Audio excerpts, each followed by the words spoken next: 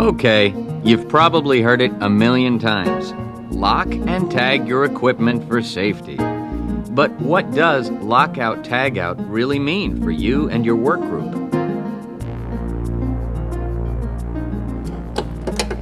Lockout-tagout, commonly referred to as LOTO, means placing a lockout device and notification tag on an energy isolating mechanism in order to keep machinery or equipment from being operated when servicing the equipment. Whenever equipment is capable of being locked out, it must be locked out and tagged. Whenever equipment is incapable of being locked out, employees must tag it out. Tag out means placing a tag out device on an energy isolating mechanism in order to warn against operating the isolating mechanism or energizing equipment being controlled. Tag out also requires implementing additional measures which provide a level of safety equivalent to lockout. For specific information on these additional measures, refer to your LOTO manual.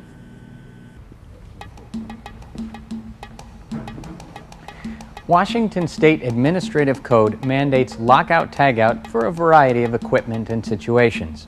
City Light's policy is to isolate equipment or circuitry from all energy sources, to make them inoperative whenever servicing or performing maintenance, to prevent startup or release of stored energy, and to prevent the reaccumulation of energy.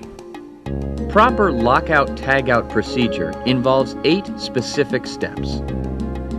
First, notify the appropriate personnel, including everyone who may be affected, that you intend to de-energize equipment. De-energize the equipment. Lock and tag the equipment. Test the equipment to ensure it's isolated from energy sources and all stored energy is released. Work on the equipment.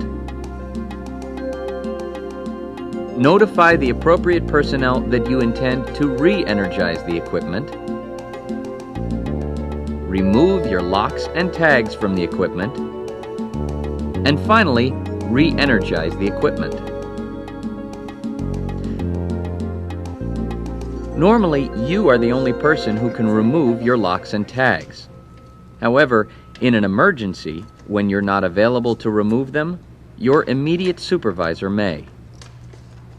When she does, she must notify you as soon as possible that your locks have been removed.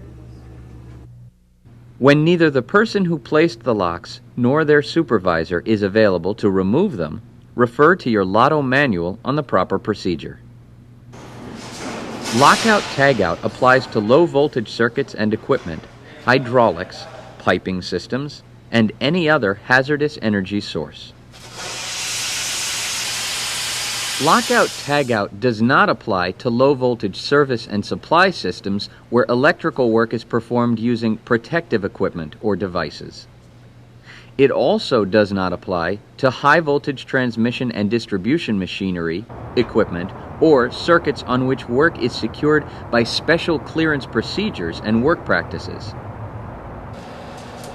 If regular or full-scale LOTO isn't used when servicing and maintaining these systems, high-voltage procedures and work practices must be adapted to extend protection to work on any low-voltage and non-electrical auxiliary systems as well.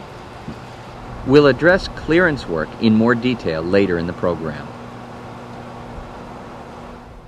Of course, before you lock out and tag a piece of equipment, you need to have a lock and tag.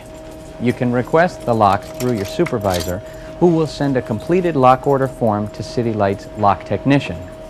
The technician will make the locks and tags you need and have them delivered to you at your workplace. Control key. This just moves.